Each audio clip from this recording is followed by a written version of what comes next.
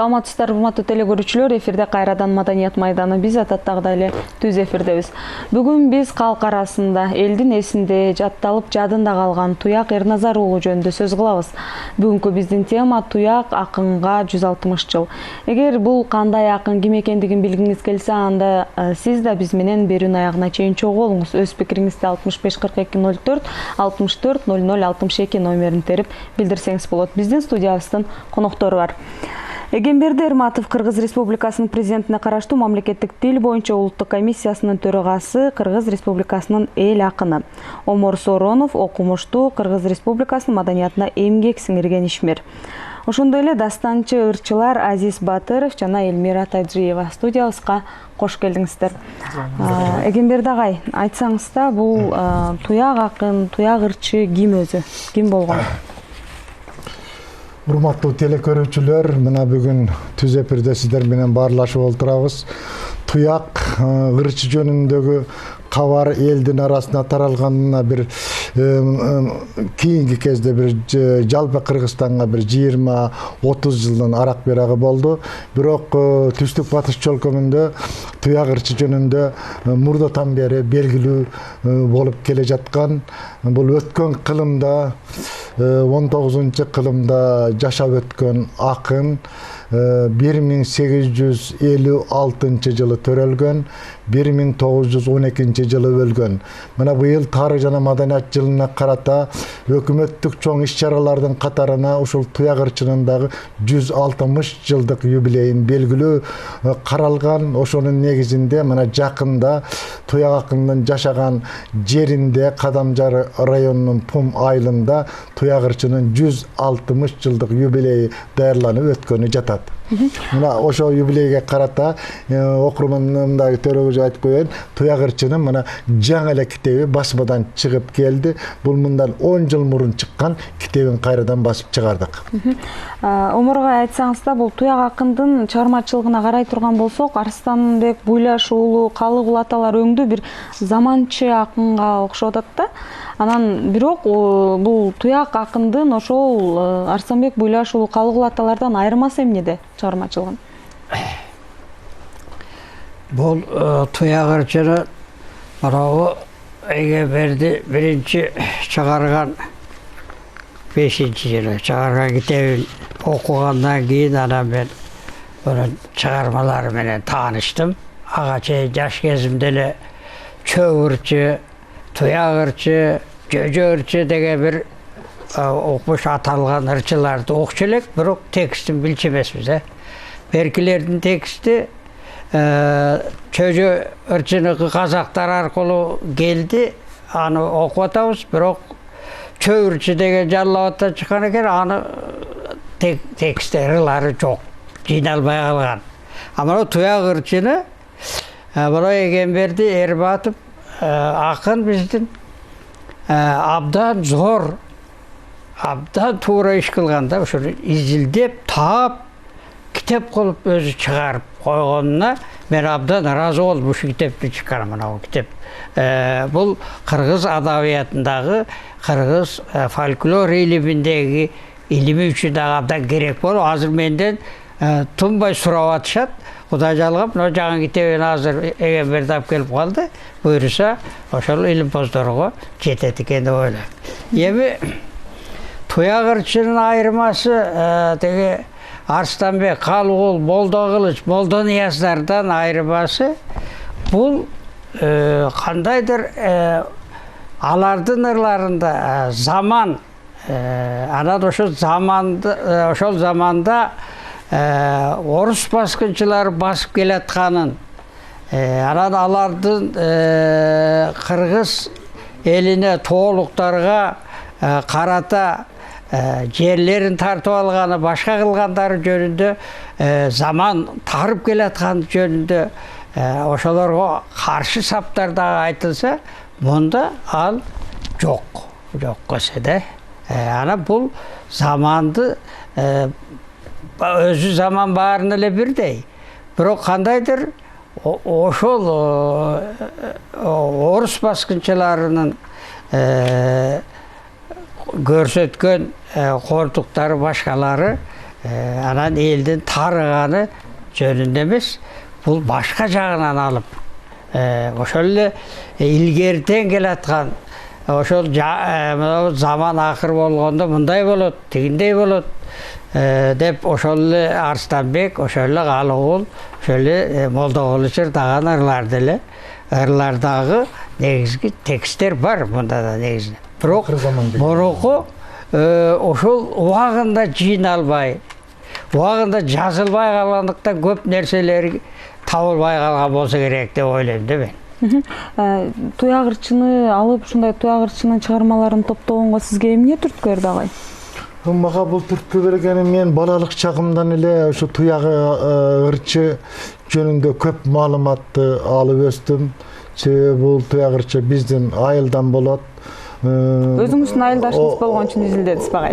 Жок, ага эмес, мен атамдын тайкеси да болот. Ошол мен жаш кезде аш тойлордо ырчылар келип, моореке туяк мынтып ырдаган эле деп ырдап беришчү да, анан ошол кулагыбызда кала берген.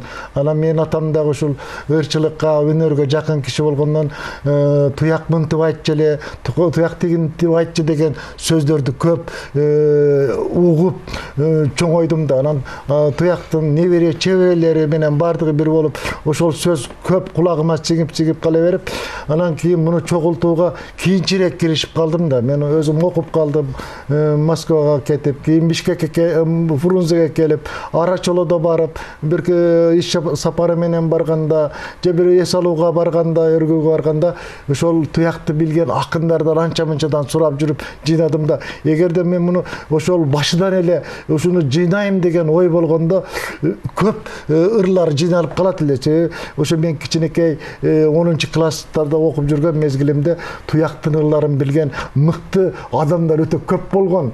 Алардын жашы кийин өтүп кетти көбү. Мен абдан өкүнөм, бирок ошого карабай, ошо биздин чөлкөмдө Беккелди Жороев деген чабайлык акын көп ырларын жыйнагандагы биринчи элге маалыматтарды ошол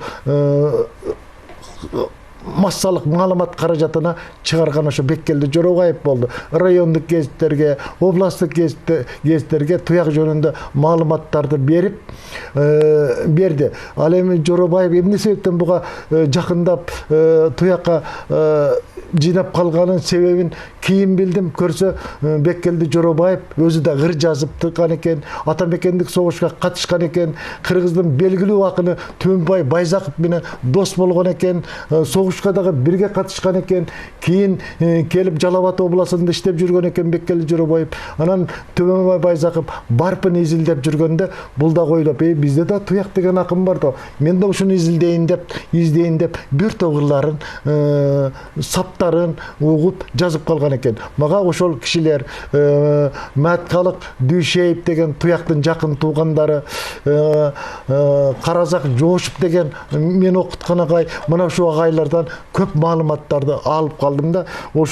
Ошолдуктан анан кийин чогултуп көрсөм, ар бир барган сайын бирден сап, 2 куплет, 3 куплеттен жыйналып жүрүп, кийин мына жанагы Омикем айткан китепке 17 ырын топ араң анан киргиздим. Бирок ошондой болсо дагы бул туяктын ырлары абдан мага чоң таасир берди да.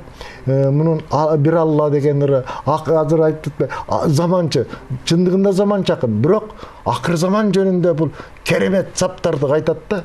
Акыр заман болордо уулуң кетет Урумга, кызың кетет Кырымга, мингениң темир ат болот, окуганың кат болот деп мынан 100 жыл мурда айтып койгон. Же болбосо акыр заман болордо ааламды үйдөн темирди жипте өрөсүң, ааламды үйдөн көрөсүң деген саптар бар да. Бул оозда жүрөт. Азыркы чейин кары кишилер айтат да.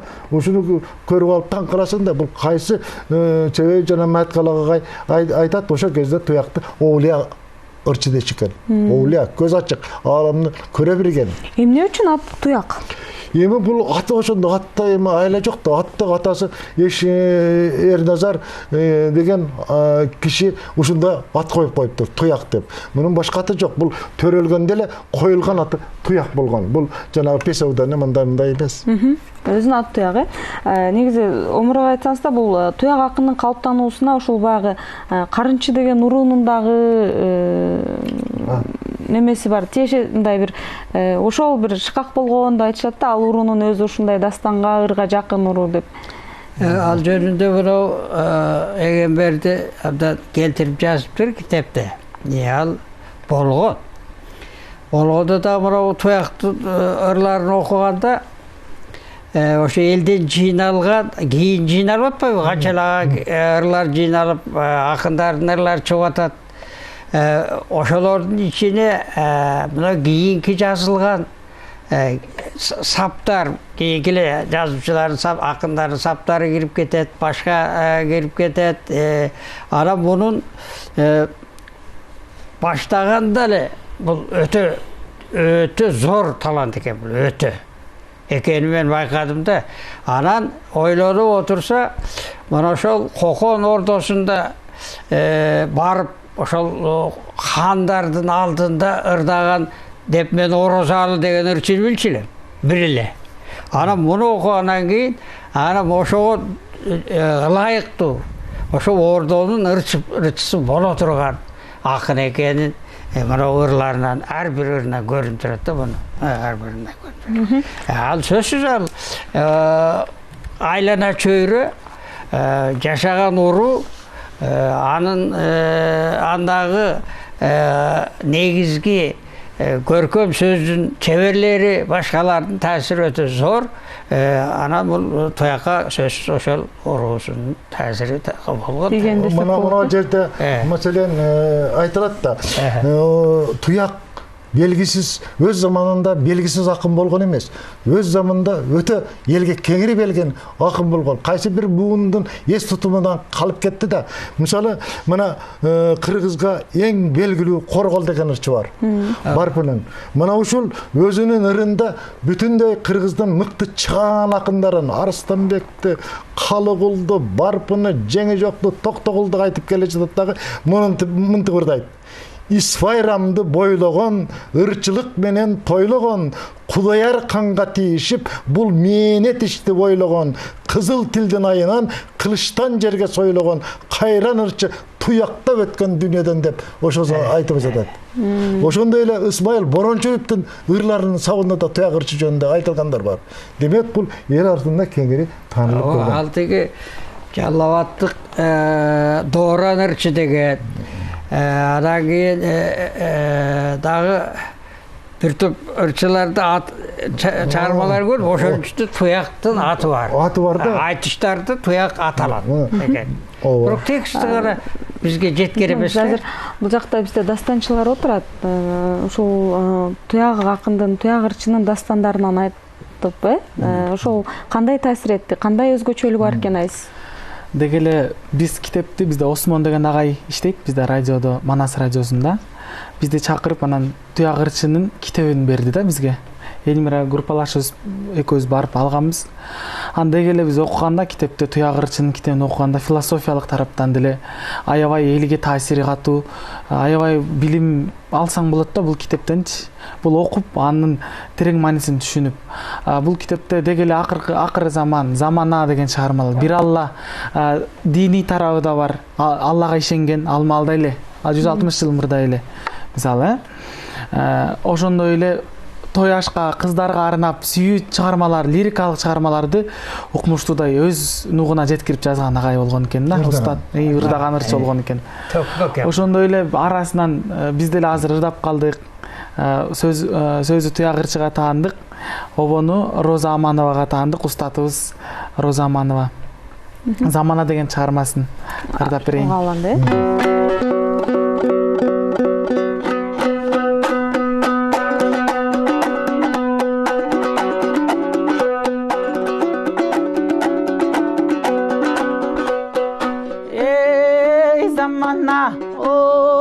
Zamana, ey zamana, oy zaman oy. тамчы чаап жекирип кайратымды кетирип калын элдин ичинде кайра өкүрүп карайлаттың замана калыстык кылбай таш урган кайгы кетпей башымдан көйнөгүмдү бит басып көп кыйналдым жашымдан жанга баттың замана эй замана ой замана ой алал менен арамды ашына күткөн жаманды акыретти ойлобоз акылы кем адамды алдуу кылдың замана аргыма катты мингизип адемди тонду кийгизип алайды беттей көчүрүп ак мончок кызды сүйгүзүп малдуу кылдың замана эй замана ой замана ой жалаңбайдын мал мүлкүн коруп турган замана кедейлерди оптартып соруп турган замана эки жака бастырбай да торуп турган замана айыкпастан жүрөгү ооруп турган замана көгөйшектей курт басып да жоруп турган замана жарылам деп шишиги толуп турган замана токуму жок сөздөргө тоюп турган замана төрт туягы бөшүрүп тоңуп турган замана эй замана ой замана ой ынсап кетип адамдан ыйлап барат замана этек жеңин кагынып да жыйнап барат замана тас торконго нан койбой да сыймап барат замана мээнет болуп айыкпас чырмап барат замана эй замана ой замана ой кедейлерди кем кылып мүңгүрөттүң замана манаптардын ашкере да дүңгүрөттүң замана асмандагы жылдыздай да бүлбүл еттиң замана дара толгон элимди алсыраттың замана дарман демин кетирип кансыраттың замана эй замана ой замана ой байрамдын шаарындай күркүрөптүр замана туяк ырчы сыңары ыргүрөптүр замана ис байрамдын шаарындай түбөлүк бол замана туяк ырчыңырындай укум менен тукумга күбөлүк бол замана эй замана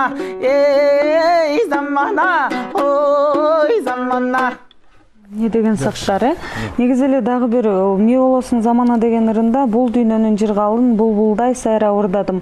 Бозомук боп-боз тумандай болумсуз заман кыйнадың. Ботодой бозбоп зар какшап, боорумду эзип ыйладым деп ымандай сырын төгүп баягы өзүндөгү көкүрөктө болгон нерсесин төгүрдагандай бир жашырбай, өзүндө болгон нерсесин ошол ымандай сырын жалпыга жар салып ырдаган ырчы болгон экен. Ушул жагына токтолуп өтсөңүздөр да, жалпы эле бул кан бийлерге тийишип ырдап турган жагы кандай болду эле?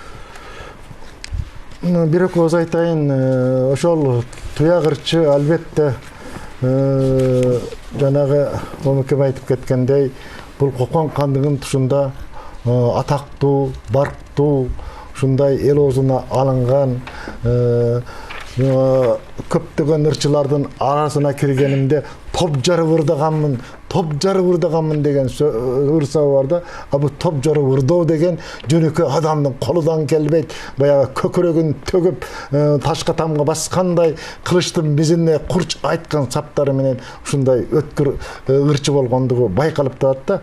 Анан ошол заманда буга мунун жашоосу мына ырларындан анча байкалбайт, бирок өзүнүн жашоосу жеке тагдыры өтө трагедия менен аяктаганда.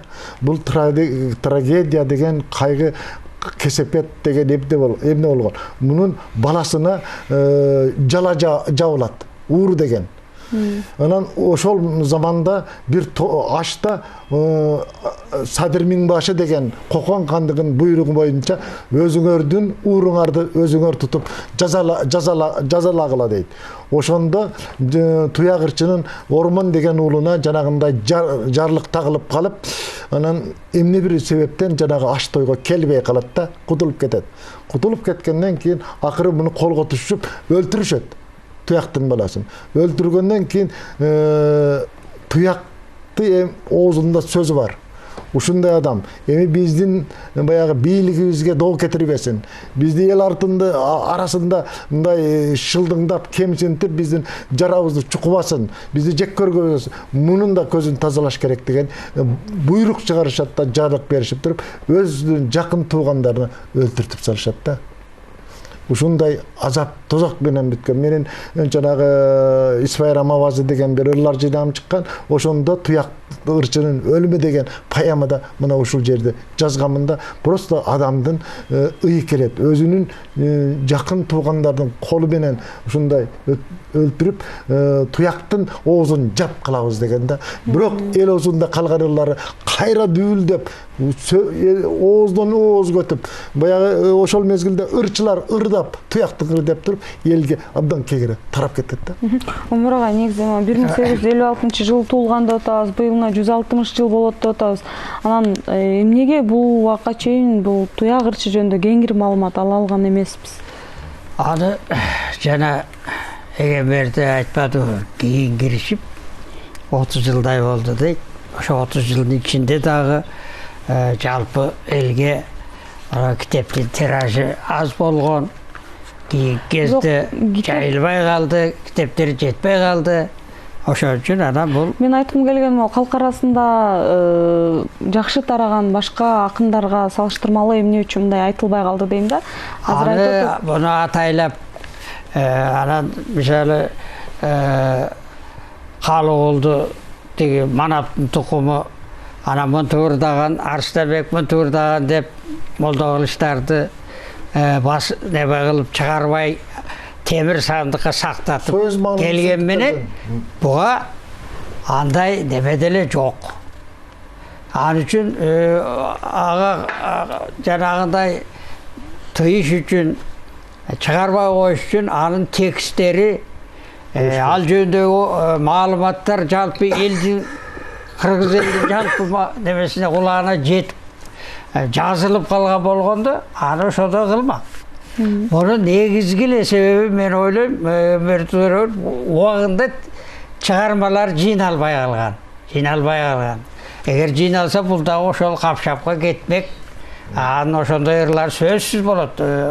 Ошол ханга каршы ырдап атса, аягында келип ошол тараптын негизинде келип өлтүрүлүп атса, бул беркилерден дагы катуураак болушу да мүмкүн эле.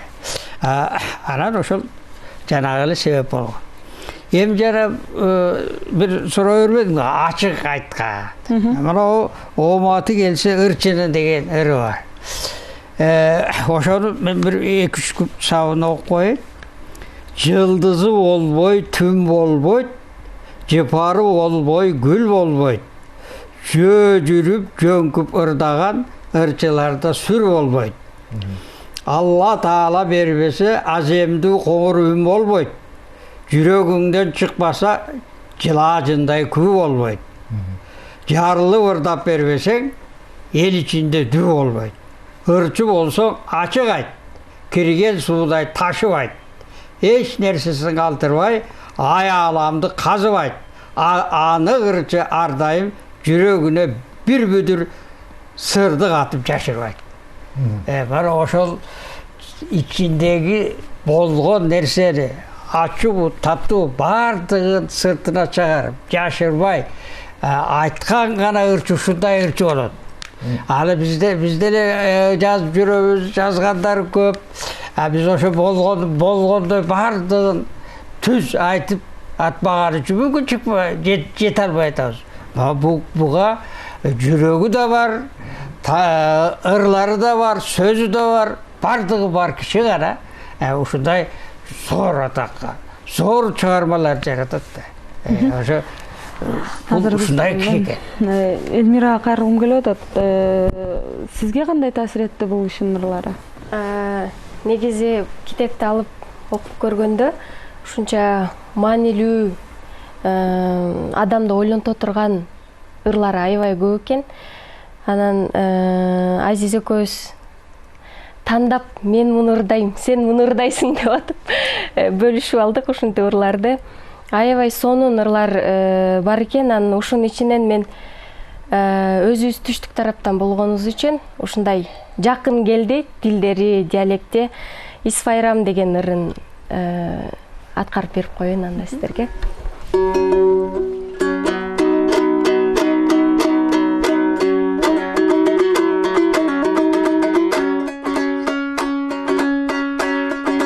Алтын аккан ичинде аламат бар күчүндө, шыпа болгон аркандай айыкпаган бечелге, кимди болсо эмдеген кучак жайып келдеген, Исфайрамды көрбөгөн бейиш эмне билбеген, оматы күч бул дайра, окторулган нур дайра, даамын татсаң бир жолу таткың келет миң кайраң.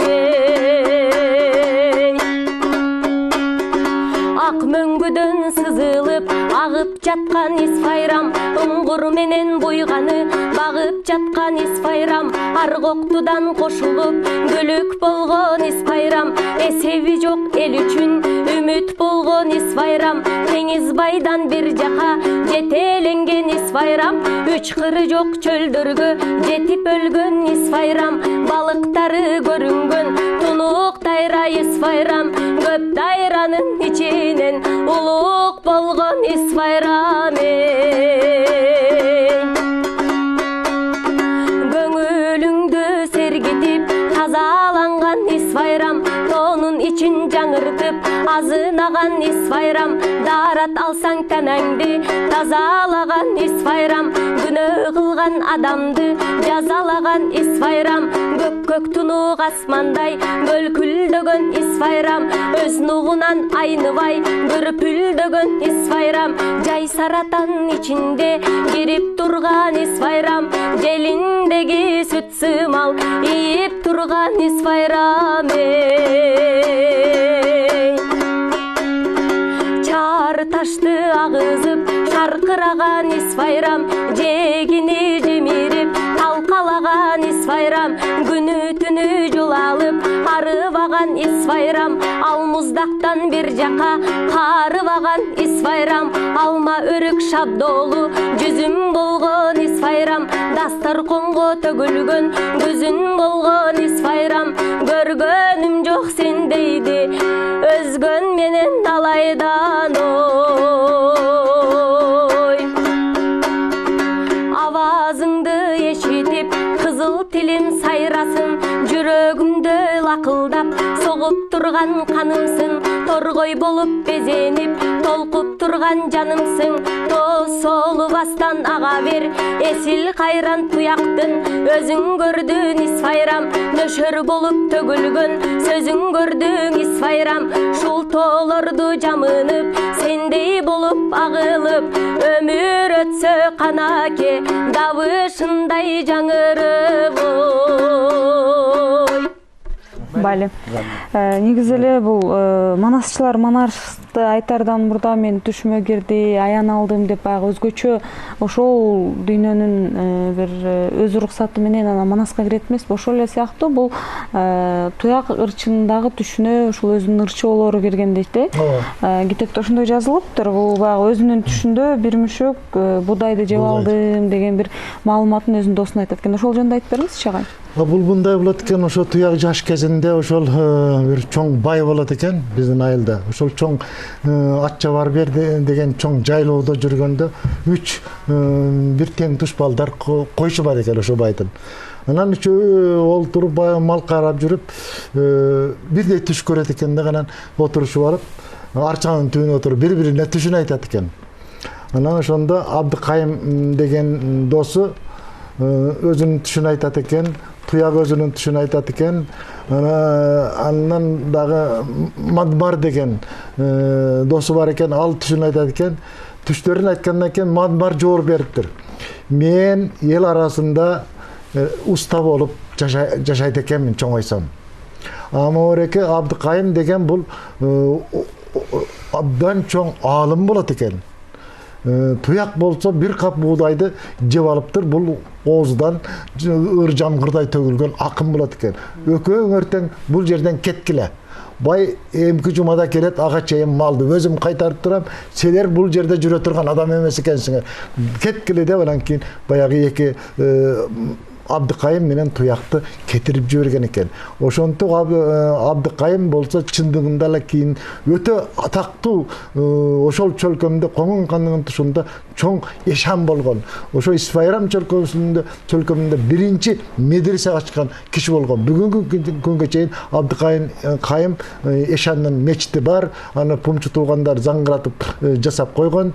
Туяк болсо жанагындай оозудан чыныгында төгүлгөн акын болуп чыккан да. Ошол бекер айтылбайт. Аян алган. Бизде көрөрманыбыз бар, биз сизди угуп жатабыз. Сурооңуз болсо бериңиз. Саламатсызбы? Эгемберди мырзага суроо берейин дедим эле. Бул туяк ырчынын албетте бизде мындай белгисиз калган акындар көп да. Ошол туяк ырчыны изилеп чыкканыңызга таазим этем. Жакшы ыр бар экен, угуп отурам, көрүп отурам. Бирок Исфайрам деген ырына түшүнө албай калдым да. Ошол Исфайрам деген сөздү чечип эле бересизби? Рахмат. Исфайрам деген чөл бул Кадамжай районунда чоң дайра. Муну кыргыздын баягы окумуштуулары бул сөздү ар кандай этимологиясын айтып жүрөт. Бир айтылышта бул көк дайра деген сөз деп айтышат. Биринчи дагы бир этимологунда Иса майрам менен баягы диний эми менен дагы мындай байланыштырат да. Эми бул кайсы заманда, кайсы доордо, кайсы кылымда айтылганын биз билбейбиз. Биздин ата бабаларыбыздан да сурап муну билбей. Бул баягы тилчи, этимолог окумуштуулардын иши го. Омурга айтсаңыз, негизи эле ушундай дастан чыгармалар жалпы элдин, жалпы журттун мындай бир коомдун аң сезимин калыптанышына канчалык деңгээлде тийишеси болот? Бул туяк ырчынын о жетери деп атпайбы, ушунун бардыгы эле ошол элди тарбиялоого, коомду тарбиялоого зор салым кошо турган саптар экен, ар бир сабы, ар бир эмес. Мисалы бир эле азыркы биздин эл каяка кетип баратат. Илгеркидей китеп окубай, теги буга маданияттын башка жактарына кызыкпай жалаң эле дүнүйө деп эле кубалап эле баратат. Ошо бир кезде мына санаттар деген ырынын бир эки сабыбында экен. Дүнүйөнүн түшпө артынан дүйнө деген ташканак ач көз кылып акыры акылыңды башкарат дейт. Акыл башкарып алды да азыр. Элдин акылын дүнүйө башкарып алды. Ошонун аркасынан кетип атат эл. Анан бу жерде айтат: мал туягын көбөйтүп марып кетем дебегин. Маргаландын базарын алып кетем дебегин. Кызыл кымкап матага тунуп калам дебегин. Түркүк болуп дүйнөгө туруп калам дебегин. Анан ошол жыйнап эле атат, анан бир күнү кетет, баш калат тиги. Бирок ошончо өмүр берген адамга, ар бир адамга өзүнө жараша ошол өмүрүнүн бир кичинекей бир бөлүгүн коомго, элге пайдасы тийбей эле өзү үчүн эле кубалап жүрүп отуруп, анан бир күнү кетет, анан баары калат. Бул бир эле жерин эме кылып окуп атам. Ар бир ырында бар ошо тарбиялык бар. Негизи эле бул туяк ырчынын китебин каяктан кантип алышса болот элдер? Мына дал ушул азырагай окуган саптар ар бирибизге жетсе, ар бирди окусак кандай жакшы болор эле? Эми жанагы туяк акындын жана 2005-жылы чыккан китеби 1000 нуска менен чыккан. Эми ал китеп азыр библиографиялык таңкысык болуп калды. Мен өзүм да таппай калдым ал китепти. Анан мына азыр ошол туяк ырчынын 160 жылдык юбилейине карата ушул китебин чыгардык. Бул китепке ошол 10 жылдан бери ар кайсы басмаларга чыккан макалалар бар экен, бир топ. ошол макалаларды коштук. Ошо Омикем жазыптыр, Абдыкерим Муратов жазыптыр, Абдылас Көчкөнов, Алы Молла Карып ушулар жазган экен. Ушуларды кошуп мындай бир көлөмдүүрөөк болуп чыкты да. Биз бул китепти мамлекеттин эсебинен чыгардык. Атайын жанагы юбилейлик мааракесиге өкмөттүн токтомунун негизинде чыгардык. Канча нускада? 2000 нускада чыгардык. Бирок албетте бул аз, элге көбүнө жетпейт. Ушунун бир 500 нускасын эртең маараке өтүп жаткан жерге барып, ошол жерде элге, окуучуларга, мектептерге таратып берели деп жатабыз. Ал эми калган 1,5 миң нускасы ушу мамлекеттик уюмдарга, Кыргызстандагы бардык китепканаларга, мектептерге сатыкка азырынча түшкөн жок. Сатыкка чыгарыш үчүн муну атайын бир демөөрчү табышыбыз керек. Ошол чөлкөмдөн чыгабы, же башка жактан чыгабы, туякты мына азыр эл эми таанып жатат, билип жатат. Балким чыгып калса дагы нускасын көбөйтүп элге жеткиребиз. Анан Facebook'та азыр менин баракчама киришсе, ошол жерде мен туяктын ырларын, ал жөнүндө макалаларды коюп жатам. Ошол жерде кеңири таанышат. Негизи бул китепке ага айтып атат, бул китебинде 19 чыгармасы кирген экен, 17. А бул китепке канча кирди? Бул жерде 17, 18, 19. Эки дагы айтышы кирди. Бир ошол бир Койчукул деген акын менен, алайлык акын менен ырдашкан экен. Аны Беккелди Жоробаев жана таап жазган, ошол кирди. Экинчи китеби жакында жерге талдан табылып, экинчи айтышы Осман деген ырчы менен табылып, ошол жакта Мореке Эшболот Өсөрүп деген жигит таап келген экен, 12-жылы жазылган экен, бизге жакында алып келип берди, ошо китеп чыгарып жатканда. Ошонун ушу маселеде мен бир нерсени кошо кетким келет да. Мына ошо кийинки кездерде ушундай мурастарды чыгарууда көпчүлүгү ошону көбөйтүш үчүн, китепти тарсайтыш үчүн эле аракет кылып эле ар түрдүү ырларды алып келип киргизип атат. Бирок болот ошол 19дагы 17 эле жетмек мына.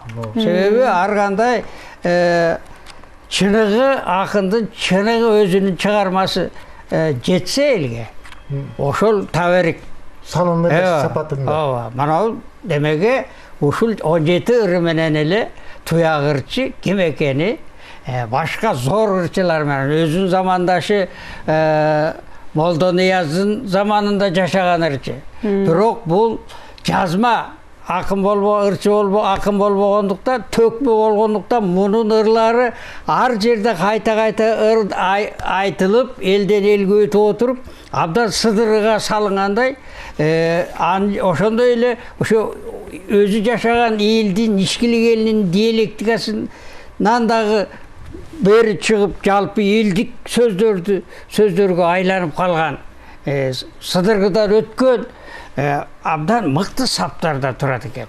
Ошо жана сапатта сан жөнүндө эки ооз айтып берейин. Мына бардыгыбыз билебиз, дүйнөлүк адабияттын бир улуу классиги бар, Николас Бараташвили деген грузин акыны. Ошонун бар болгон 24 гана ыры бар.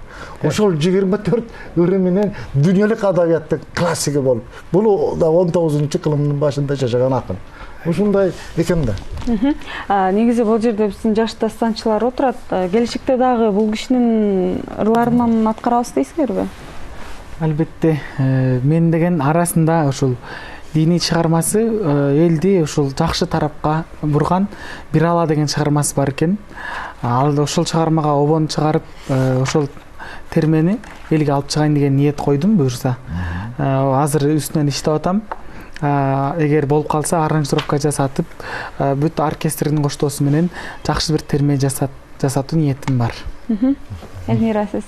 Чындыгында аябай сонун ырлар, саптар экен. Биз ойлоп атабыз негизи эле ушу айтыштарын деле жасап чыгалы деп азиз менен. Ырларын бүт оюбузда бар. Негизи бул баягы аябай курч жазылган сөздөр болуп атпайбы? Ушундай деңгээлинде жеткирүү дагы элге бир ошол жагы дагы бир милдеттүү нерсени алыш керек да өзүнө. Ошол жагы маанисине жараша, мисалы жеткирип берүү милдети да турат. Замана жөнүндө ырдап атса, кейип, мындай мисалы кейиген ыр болсо, кейип ырдап, образга кирип ырдап, жеткиликтүү кылып ырдаш керек негизичи. Негизи буга чейин деле силер башка улуу инсандардын деле чыгармаларын аткарып жүрөсүңөр да. Алар менен айырмасы кандай экен? Деги эле айырмасын кандай десем, бул жерде айырмасы бүт адабий тилде жазган чыгармаларда башка акындар.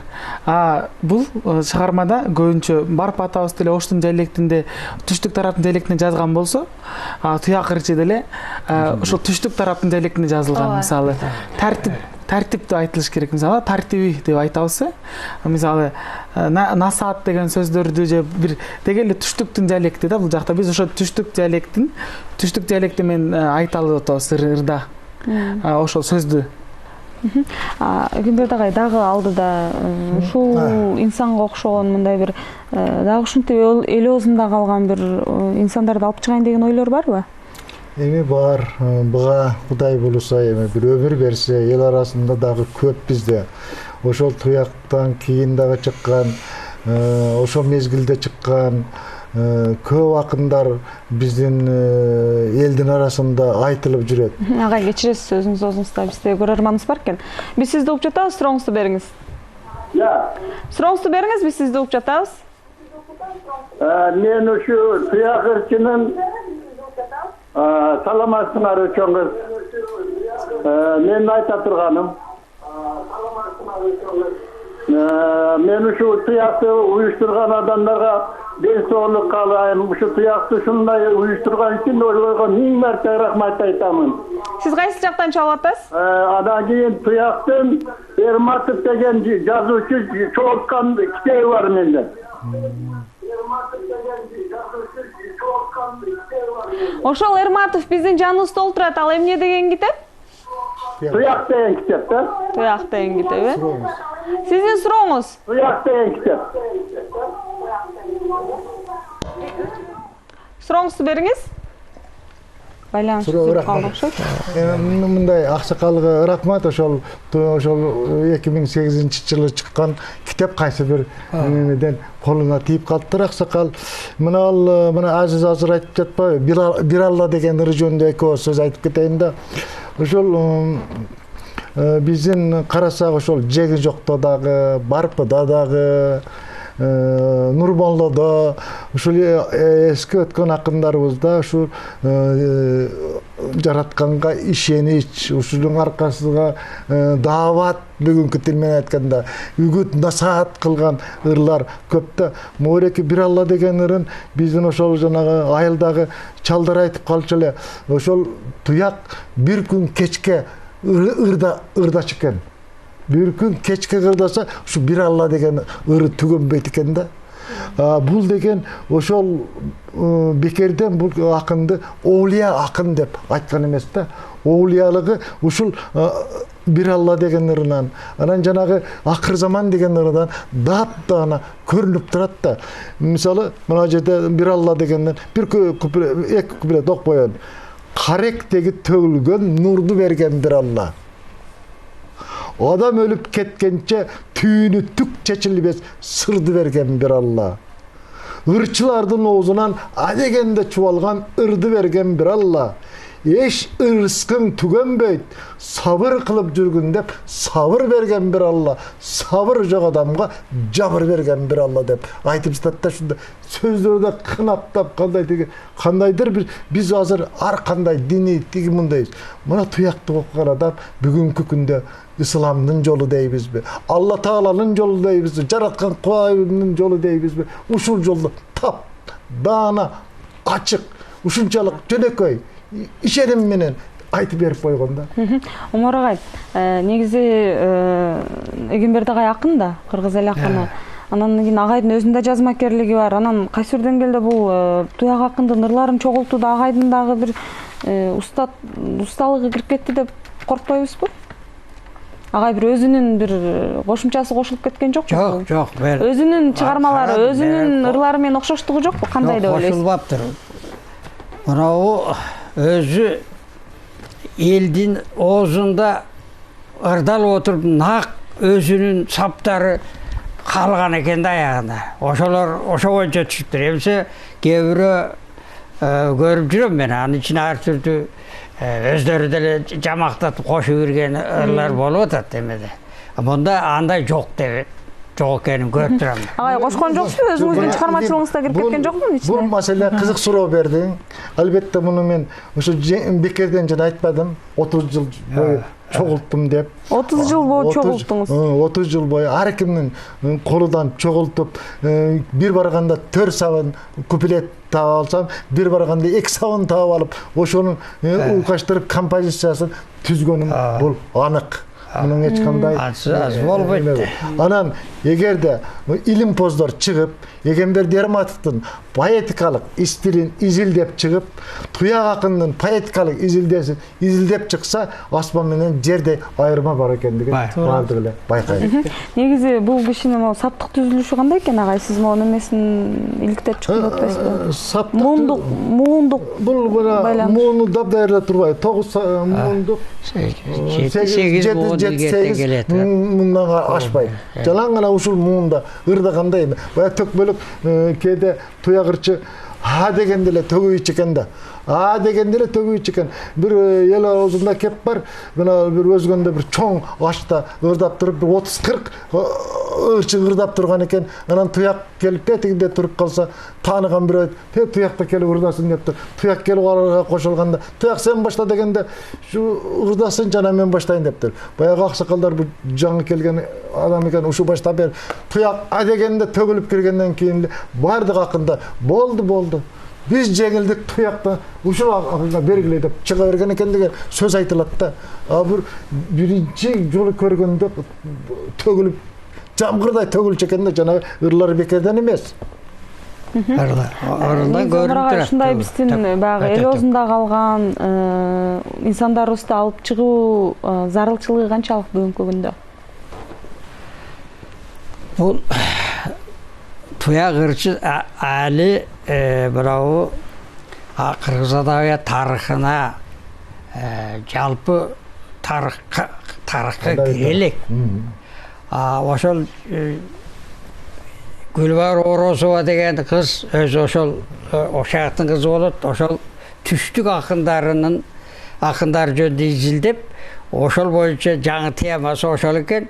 Абдан буга кызыгып, анан ушул китептен болсо мага бирде алып келип бериңиз деп айтып калды. Мен аны Егемберден эшикке чыкканда сурайын деп турам. Болду. Ушул жерде эле жалпы элдин көзүнчө анан ошондой кыздар, окумуштуулар кызыгып аткан, окумуштуулар алып окугандан кийин текстти окумайынча ал акынды айта бер, миң айткан менен ал эчтекеге жарабайт.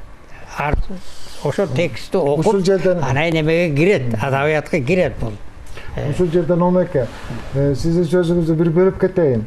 Сиз Кыргызстан Илимдер Академиясынын иштейсиз. Көп жылдан бери. Ошол жерде кол жазмалар фондусунда тейлейсиз, изилдейсиз. Мен туяктын биринчи китебин чыгарып жүргөн малда бир кайрылганмын. Омеке, Кокустан туяктын ошол жол кол жазмалар фондусунда болуп калса таап берсеңиз деп. Бирок сиз айттыңыз, табыш кыйын экен, табылбай калды деп. Мен айтайын дегеним, ушул бүгүнкү күндө дагы ошол өткөн кылымдын 30-чы, 40-чы, 50-чи жылдары ушул Илимдер Академиясынан, улуттук университеттен жыл сайын практикага барып, элдин оозунан ооз-эки чыгармаларды жыйнайт эле. Ошол маалда жанагы Маткалык Дүйшеев Каразак деген агайларыбыз айтып калды. Ошол жерде келгендер менен мен бирге жүрүп элдин оозунан жыйнашканмын. Бирок ошол ырлар кийин же гезиттен көрүнбөдү, же журналдан көрүнбөдү, же китеп болуп чыкпады. Демек, ал кол жазмалар эгерде болсо, ал маалда эсеп-чоту катуу болгондо, ар бир келген сайын отчет берилип турган. Демек, кол жазмалар фондунда Кудай кааласа мен ойлойм бар. Туяктын балким көптөгөн ырлары, кол жазмалар, сиз тейлеген кол жазмалар фондусунда турат. Биз улуттук программанын негизинде Атайын Илимдер Академиясына акча каражатын бөлдүк. Ушу кол жазмалар фондусун компьютерге түшүрүп, китеп кылып чыгаруу маселеси турат. Ошондо балким туяк дагы буга 4 эсе, 5 эсе көп ырлары ошол жерден табылып калышы ыктымал. Бир гана туяк эмес, ошол түштүк балкым башылыш чөлкөмүндөгү көптөгөн Ошондон мыкты акындардын баягы жүзү ачылар деген жакшы үмүт менен жүрөбүз.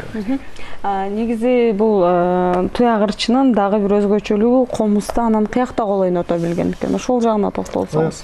Бул туура ошол жанагы менин атам дедим тайкасы. Менин атам өзү комузда өзү чаап, кыякты өзү чаап, өзү ойночу экен. Ошондо менин улуу агам Эрдөөбөлөт Эрматов деген ал дагы акын 5-6 китеби чыккан. Ошол агама айтып калчу эле, атам ушул комузду чабышты, комузда ойношту, тагасы, тайкасы туяктан үйрөнгөн экен деп. Ошол сөз менен элдин оозуга ушул неме тарап жүрөт да, туяк комузда да ойногон, кыякты да ойногон, кадимкидей ошол ичкилик чөлкөмүндөгү ошол диалектеги, ошол жердеги жашаган элдер сыяктуу эле барпылын манерасында дагы комузсуз, кыяксыз да ырдаган, комуз менен да ырдаган деген сөз бар. Сөздөр айтылат.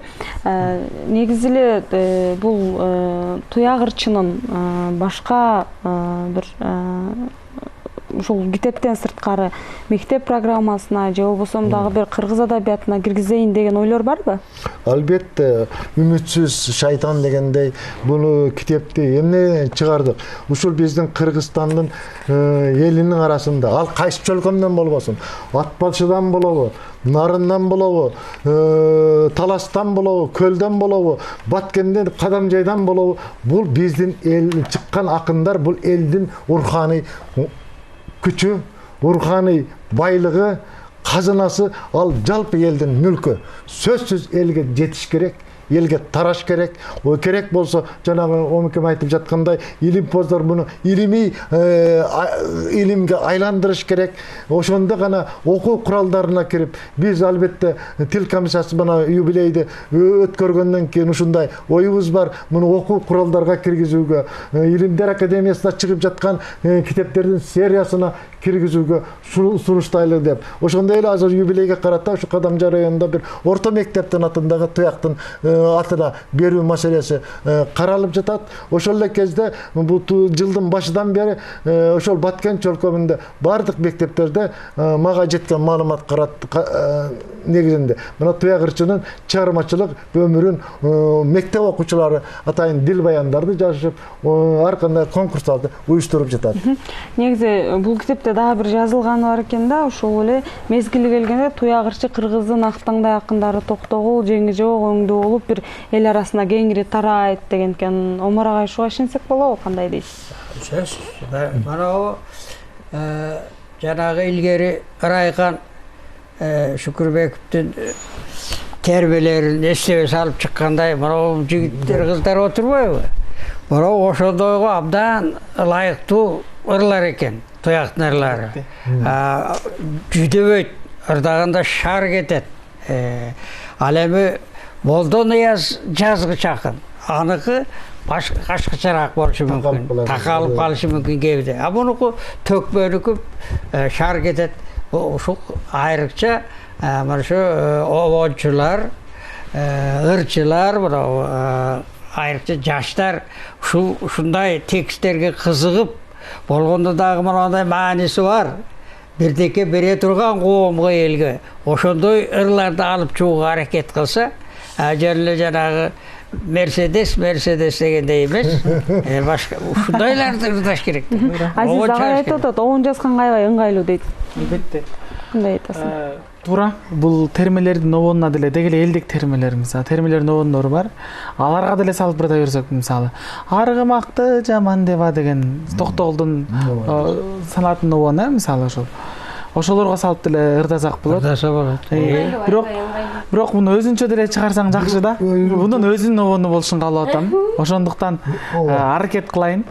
Буюрса ошол Бир Алладан баштап, Бир Алла деген чыгармасынан баштап обон жазып баштайм. Бизде көрөрманыбыз бар, биз сизди угуп жатабыз, сурооңузду бериңиз. Саламатсызбы, биз сизди угуп жатабыз. Алло. Саламатсызбы, сурооңузду бериңиз, биз сизди. Жактарбы, мен келип алып коюп, азыр Бишкектен чалып атам мен. Мына туяк ырчыларында эң сонун уюштуруп ататтар. Анан мына илгери мына Ноокат районунда дагы Тажибаева Анархан деген болгон. Ошондо чыгармачылык жөнүндө бир жыйнак чыгарабыз деген оюңуздар бар, ошону билейин дедим. Рахмат. Омеке бул Анаргүл Тажыбаева дегенди ошол фондудан таап алып таң калдым. Ушунчалык зор ырчы экен. Бул өзү ноокаттык болот экен. Ноокаттын кайсы бир жерине.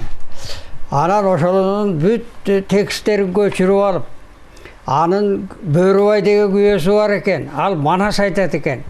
Анын тексти дагы бар. Бул Анаргүлдүн тексти да бар Манас боюнча. Бул өзүнчө бир китеп боло турган. Даяр турат ал. Аны чыгара турган шарт болсо эле чыгат ал. Бу Анаргүлдөн ошол илгери Кайым Мифтахов деген 48-47 жыл жазып келген экен. Ошолорун окуган биринчи. Анан кийин биздин академиянын кызматкерлери Закиров баш болуп дагы барып жазып келген экен. Анда дагы ал дагы бар. Анан кийин балдарга арнаган ыры да бар Анаргүлдүн. Анан кийин айтыш дагы бар бу жерде. Көп ар түрдүү жанрлар да ырдаган. Айрыкча муну Манас изилдөөчүлөр ошол Бөрүбай менен Анаргүлдүн вариант деп айта берели, бирок аз болгону менен өзгөчөлөнүп турат, таптакыр башкача. Бирок баягы Манас ошондойлорду салыштырып отуруп анан кийин изилдесе өтө зор болот эле. Негизи ошол Манас изилдөөчүлөргө сунуштап көрдүңүзбү сиз? Манас изилдөөчүлөргө ошо сунуштап көрдүңүз? Манас изилдөөчүлөр аракет кылып атканын уктум мен. Ошол эгер бизге чалган көрөрманыбыз өзүнүн кайсы бир деңгээлде демөөрчү болом десе, так ошол китепти чыгарууга мүмкүнчүлүк бар, Бар. Омарга айтсаңыз, мына көп мындай бир четинен айтып келип атат агай эмнелер бар экен деп. Сиздин жазма фонддо кандай нерселер сакталып жаткан, дагы эмнелер бар? Так ошол биздин туяк ырчыга окшогондордун көбү сизде сакталып жатат окшойт агай. Кызым, жана мен башта айтып өттүм. Кол жазмалар фондусунда эмнелер бар деп сурашын өзү коркунучтуу. Ал жерде толгон укмуштар турат. Ал чети кыймылдап атат. Биз азыр Кудай жалгап мына тил комиссиясы эгемердин башында туруп акча өндүрүп, анан кийин китептер чыгарып атабыз. Былтыр эле биздин институттан 63 китеп чыкты. Быйыл да чыгат деп атат. Бирок акчасын бөлүнгөнү келелектеп бүгүн эле уктум. Анан ошондо биз мурдагы чыккан китептерди кайра чыгаруу менен алектенип атабыз азыр. Эми алда түгөйт да, мурда чыга. Эми ошо беркини тиякта турган, фондуда турган алтынды четинен эле казып эле чыгара берсе болот. А жерде 1000 деген маркумдардын айтып берген ырлары, дастандары бар, бүт баары турат фондуда. Бул кыргыз элинин кенчи байлыгы ал жоголбойт. Ошол нерсени катып жатпай, бирок чыгаруу бул ар бир кыргыз ойлоно турган бир маселе экен, Омекем ошон үчүн ошол кол жазмалар фондунда иштеп жүрүп, мына өткөн жылы бизге белгисиз туяк деп, немени токтогул деп, токтогулдун таптакыр бир жок мурда айтылбаган нерсесин алып чыкты. Канча Молдониясы дагы алып чыкты. Омекем өзү мына абдан мындай жөнөкөй, сабырдуу, мындай жулунбаган, илимпозда эгерде мунун кылган агайдын кылган иштерин карасак, ар бири бир чыгарган эмгеги, бир жасаган эмгеги ар кандай докторлук иштен ашып түшө турган эмгек. Ал эми жана кол жазмалар фондуну элге жеткирүү, ошо Илимдер академиясында иштеген окумуштуулардын жана жаш өсүп келе жаткан илимпоздордун иши. Эгерде чындыгында биз ошол фонддо жаткан кол жазмаларды элибизге жеткирип алсак, биздин эбегейсиз чоң байлыгыбыз, азыр канча руханий байлыгыбыз болсо, ошого дагы экесе ошончолук руханий байлык кошулат. Рахмат. Негизи эле мына бүгүн туяк ырчы жөнүндө дагы бир ачыла элек бир инсандын өзүбүзгө бир жаңы бир маалымат, бир жаңы бир өзгөчө дем алдык окшойт. Ушинтип студиябызга келип, өзүңүздөрдүн бир жакшы маалыматыңыздар менен бөлүшүп, жалпы элге жеткирип бергениңиздер үчүн сиздерге ыраазычылык билдиребиз. Алдыда өтүп турган туяк ырчынын 160 жылдык мааракеси ийгилик менен өтсүн. Коомдук биринчи канал жана Маданият тарых тил каналы өзүнүн берүүлөрүн улантат. Ал эми биз сиздер менен кийинки берүүгө чейин коштошобуз. Аман туруңуздар.